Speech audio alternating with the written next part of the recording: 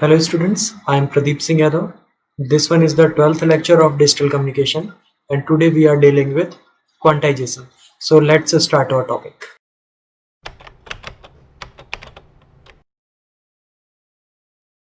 Quantization. अब quantization होता क्या है, क्वांटाइजेशन की जरूरत क्यों पड़ती है? देखिए, हम जानते हैं प्रीवियस लेक्चर में मैंने आप लोगों को बताया था कि जो भी हमारे डिजिटल डिवाइसेस होते हैं उनके बहुत सारे एडवांटेजेस होते हैं एनालॉगस डिवाइस के ऊपर, जैसे cost wise, accuracy wise, stability wise. जो भी हमारे डिजिटल डिवाइस होते हैं उनकी इफिशियंसी ज़्यादा अच्छी होती है, ठीक है। तो और पावर कंजम्पशन जो होता है वो भी हमारे जो डिजिटल डिवाइसेस होते हैं उनमें काफ़ी कम होता है। तो इन सारे एडवांटेजेस के कारण जो भी हमारे डिजिटल डिवाइसेस होते हैं वो ज़्यादा यूज़ की जा रही हैं as compare to analogous device के ऊपर, ठीक है। लेकिन हमारे एटमॉस्फेयर में जितने भी सिग्नल्स अवेलेबल है या जितनी भी क्वांटिटी हम यूज़ करते हैं ट्रांसमिशन के लिए, ठीक है, वो सारी एनालॉगस क्वांटिटी होती है। जैसे मैं हीट ले लूँ, टेम्परेचर ले लूँ, मॉइस्चर ले लूँ, लाइट ले लूँ, ठीक है, ये सारी हमारी फिजिकल क्वांटिटी है। तो जब हम फिजिकल क्वांटिटी को बाय यूजिंग ट्रांसड्यूसर कन्वर्ट करते हैं इलेक्ट्रिकल फॉर्म में, तो वो इलेक्ट्रिकल फॉर्म होता है एनालॉगस नेचर का, ठीक है। तो इसका मतलब हुआ कि हमारे पास जो भी सिग्नल अवेलेबल है ट्रांसमिशन के लिए वो सारे एनालॉगस नेचर के हैं, ठीक। लेकिन हमें तो जो डिवाइस यूज करना है वो डिजिटल डिवाइस है, क्योंकि डिजिटल डिवाइस की एक्यूरेसी, स्टेबिलिटी और काफ़ी सारे एडवांटेजेस होते हैं, ठीक है। तो इन एनालॉगस सिग्नल को डायरेक्टली डिजिटल डिवाइसेस में प्रोवाइड नहीं किया जा सकता, तो हमें क्या करना पड़ता है, सबसे पहले हमें यूज करना पड़ता है एनालॉग टू डिजिटल कन्वर्टर का। By using analogue to digital converter, जो भी हमारे एनालॉगस सिग्नल होते हैं, ठीक है, कोई भी फिजिकल क्वांटिटी हो सकती है जिसको मैंने इलेक्ट्रिकल में क्वांटिटी कन्वर्ट किया है, तो सबसे पहले इन एनालॉगस सिग्नल को एनालॉग टू डिजिटल कन्वर्टर का यूज करके हम लोग डिजिटल फॉर्म में कन्वर्ट करते हैं। देन हम उसको डिजिटल डिवाइस में प्रोवाइड कर सकते हैं, क्योंकि डिजिटल डिवाइस है तो डेफिनेटली जो वो इनपुट कंसिडर करेगा, इनपुट जो एक्सेप्ट करेगा वो भी डिजिटल ही होगा। बात समझ में? ठीक। तो आप लोगों को नेसेसिटी समझ में आई, रिक्वायरमेंट समझ में आई एनालॉग टू डिजिटल कन्वर्टर की क्यों होती है, ठीक है।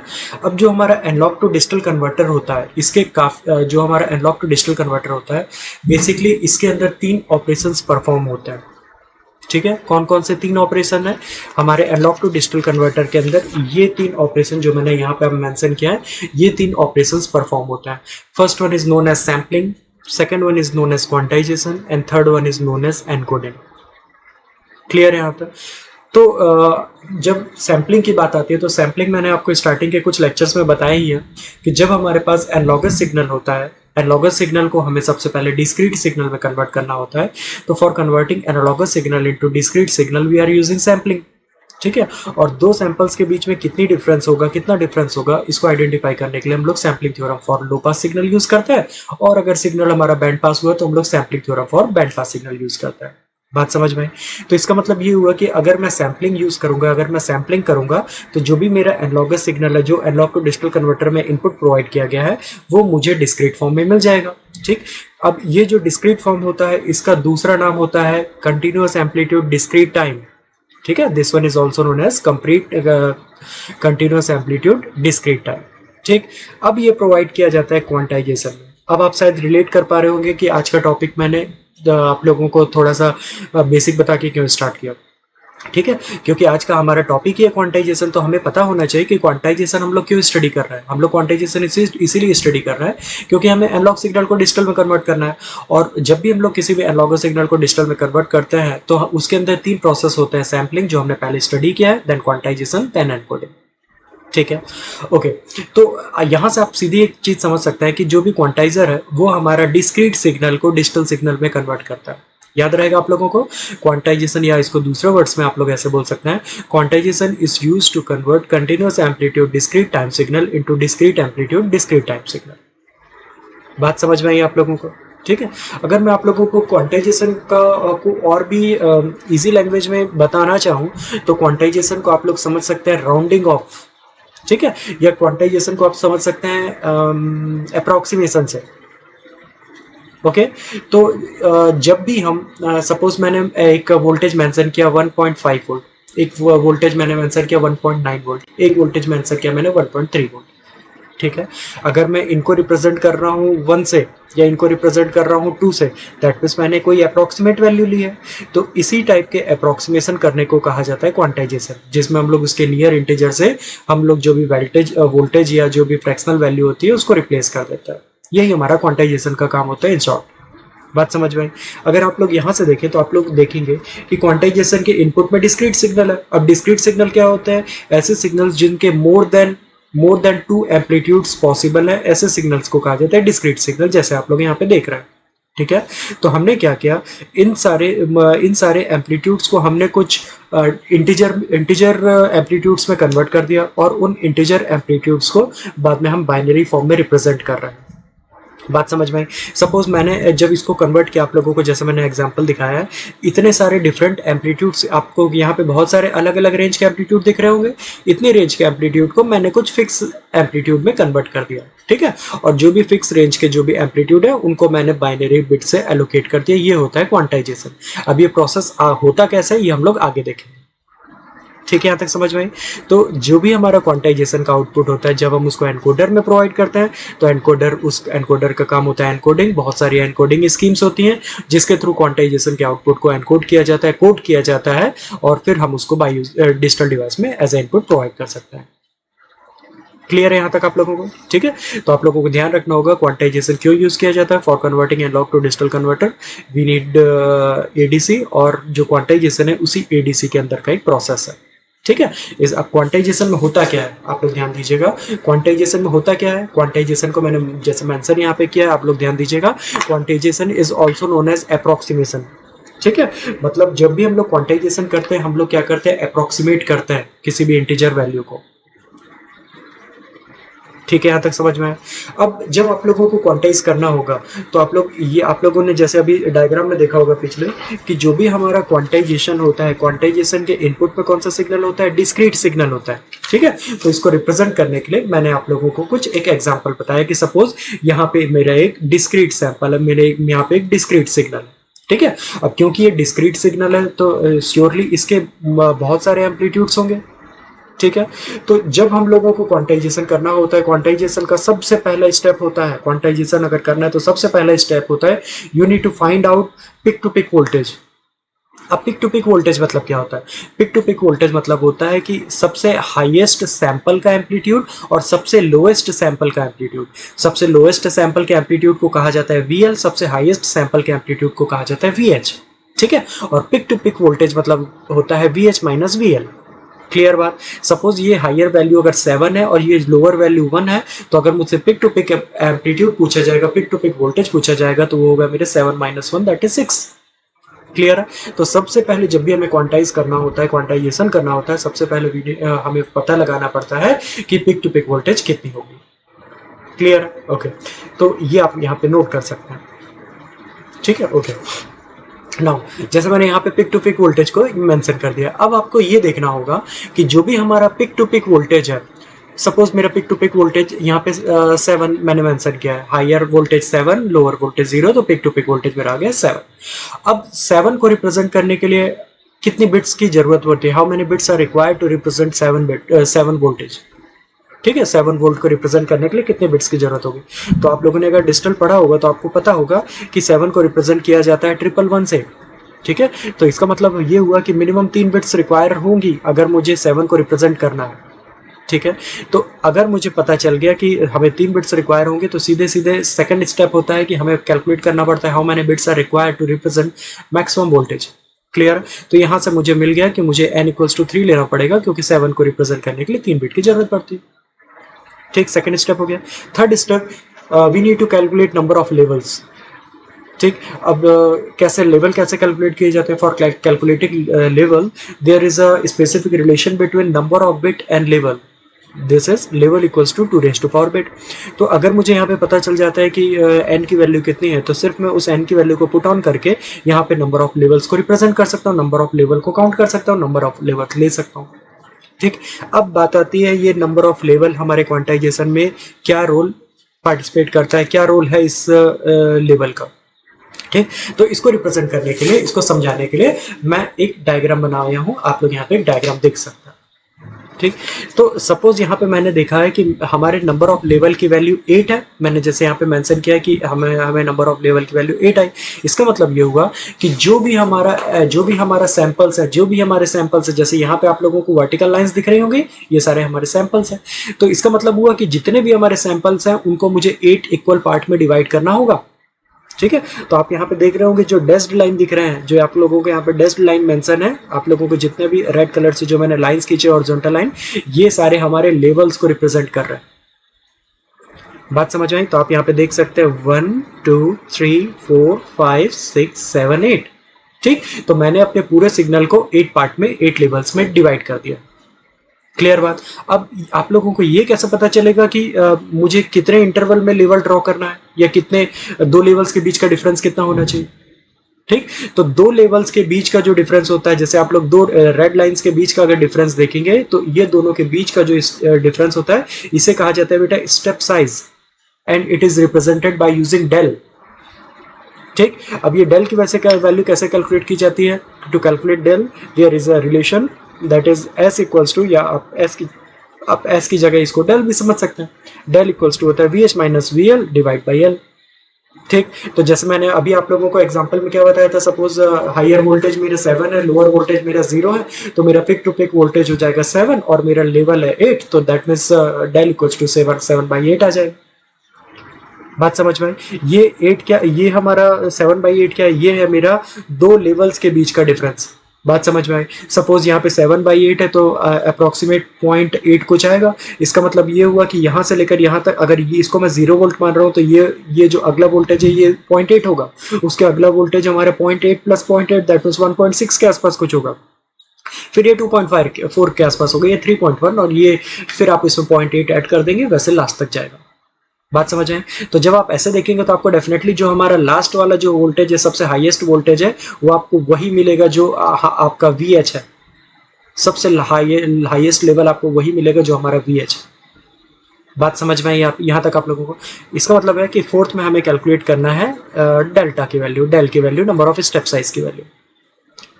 ठीक है, यहाँ तक। अब जब हम लोग लेवल्स में डिवाइड करते हैं, तो आप ध्यान रखिएगा, लेवल्स के हर लेवल के बीच में मैंने एक डार्क लाइन यहाँ पे ड्रॉ की है। ये जो हर लेवल्स के बीच में जो मैंने डार्क लाइन ड्रॉ किया, this one is known as quantization level. Clear है? This one is known as quantization level, और ये काफी इंपॉर्टेंट है, ध्यान रखिएगा। ठीक, तो आप एक चीज यहाँ समझ सकते हैं, अगर मैं आप लोगों से पूछूं कि जो भी हमारा एक स्टेप साइज की वैल्यू क्या है, तो आप लोग देखेंगे कि स्टेप साइज की वैल्यू होती है डेल, स्टेप साइज की वैल्यू होती है डेल, और क्वांटाइजेशन लेवल हमारे लेवल्स के बीच में लाई करता है। क्लियर है यहाँ तक? ठीक, तो इसके बाद हम देखते हैं। अब जब मैंने आप लोगों को जैसे बताया था अभी कि quantization that means approximation. Clear है? अप्रोक्सीमेट मतलब हमें जो भी फाइनाइट नंबर ऑफ सैंपल्स मिले हैं, हम लोग उसके इंटीजर, हम लोग उसको और मिनिमाइज कर रहे हैं, ताकि हमें नंबर ऑफ सैंपल्स और कम हो जाए और हम लोग उसको इजीली बिट्स के फॉर्म में रिप्रेजेंट कर पाए। क्लियर? तो हम लोग जब 1.9 को अगर मैं 1 से रिप्रेजेंट, ये 2.1 को अगर मैं 2 से रिप्रेजेंट कर रहा हूँ, तो दोनों के बीच का डिफरेंस क्या हुआ? 2.1 माइनस 2 दैट इज 0.1। अगर मैं 1.4 को 1 से रिप्रेजेंट कर रहा हूँ, तो दोनों के बीच का डिफरेंस क्या हुआ? 1.4 माइनस 1 दैट इज 0.4। तो जो भी हमारी एग्जैक्ट वैल्यू होती है और जो भी हमारी अप्रोक्सीमेट वैल्यू होती है, दोनों के बीच का जो डिफरेंस होता है, उसे कहा जाता है क्वांटाइजेशन एरर। क्लियर? तो यहाँ पे जो MT है, ये रिप्रेजेंट कर रहा है हमारा एग्जैक्ट सिग्नल, और ये रिप्रेजेंट कर रहा है हमारा approximate signal. MT is known as exact signal, और and MCAPT is known as approximate signal. तो एग्जैक्ट सिग्नल और अप्रोक्सीमेट सिग्नल के एम्पलीट्यूड के बीच का डिफरेंस हमारा कहलाता है क्वांटाइजेशन एरर, और इसकी वैल्यू होती है डेल बाई 2 या step size by 2। It can be positive, it can be negative. Clear है यहाँ तक आप लोगों को? जैसे आप लोग यहाँ पे देखिए, मैंने यहाँ पे डायग्राम जब ड्रॉ किया है, यहाँ पे अच्छे से ध्यान दीजिएगा क्वांटाइजेशन को। सपोज यहाँ पे आप लोग देख रहे हैं कि जो भी मेरा हायर वोल्टेज वो 7 वोल्ट है और लोअर वोल्टेज है 0, तो मैंने यहाँ पे देखा कि दोनों के बीच का डिफरेंस हुआ 7, तो इसे रिप्रेजेंट करने के लिए 3 बिट की जरूरत पड़ेगी। अगर 3 बिट की जरूरत पड़ेगी, नंबर ऑफ लेवल 8 है, तो उसके अकॉर्डिंग मैंने 8 डिफरेंट पार्ट में इसको डिवाइड कर दिया। आप लोग यहाँ पे देख सकते हैं 8 डिफरेंट पार्ट्स में मैंने डिवाइड कर दिया। ये जो डार्क लाइन है 8 डिफरेंट पार्ट में डिवाइड कर दिया, और इसके बीच में मैंने एक डैश लाइन खींची, ये हमारा क्वांटाइजेशन लेवल है। क्लियर? अब देखिए होता क्या बेटा, कि जो भी हमारा क्वांटाइजेशन लेवल है, ये हमारे बिट्स के फॉर्म में मैंने इसे रिप्रेजेंट किया है।